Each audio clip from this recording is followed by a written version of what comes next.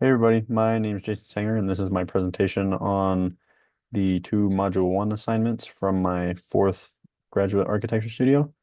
So for this studio, my site is in Moscow, Russia. So I've done some research on Moscow. I realized I really didn't know very much about it, besides St. Basil's Cathedral, but it is the most populated city in Europe, which I was very surprised about. And it has a lot of really great things going on that I don't have the time to get into today. So this guy's name is Alexander Pushkin. He was a literary artist who wrote books, and he was so influential that he ended up having a public square named after him called Pushkin Square, adequately named.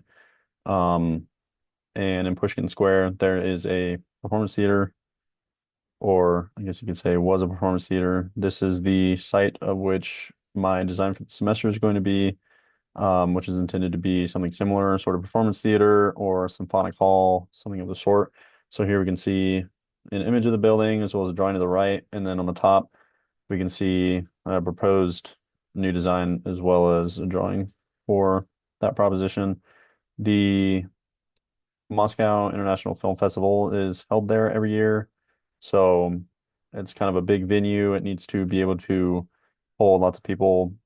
I did two precedent studies, one of the Berlin Philharmonie buildings and another of the Bolshoi Theater, which is also in Moscow, as well as they had precedent studies on wood and lumber construction and construction of concrete. And the two materials will be combined for this project. And then moving on to the second assignment, here we have a sort of interpretive multi-scalar map of Moscow. And then here's a little more research with more depth to the culture of Moscow and a little bit more of Russia as a whole and how that has informed and influenced the architectural designs there.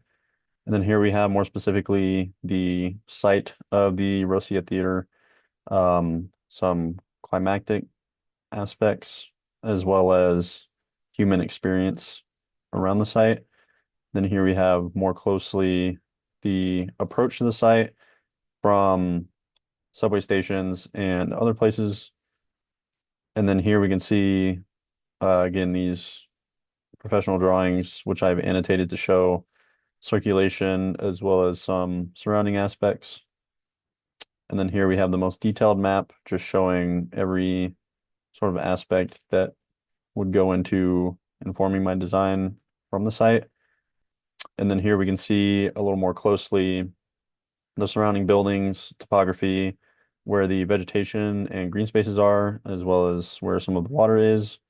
And then here we have a program Excel spreadsheet showing the estimated square footage of everything and the different spaces that are going to go into the building and each of their uses. Thank you.